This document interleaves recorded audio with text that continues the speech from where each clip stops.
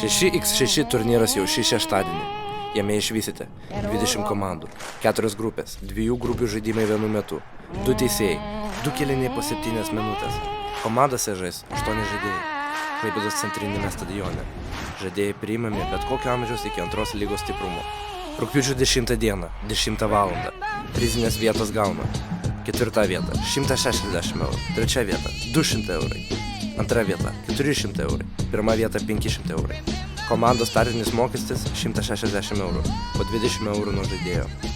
Muzika, atrakcionai, futrokai, kameramenai, fotografai ir komentatoriai palaikys renginio draugišką ir linksmą atmosferą. Ieškai komandos, o gal jau turi.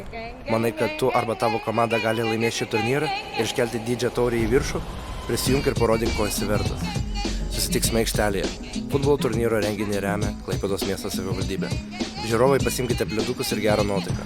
Daugiau informacijos www.futboltour.com.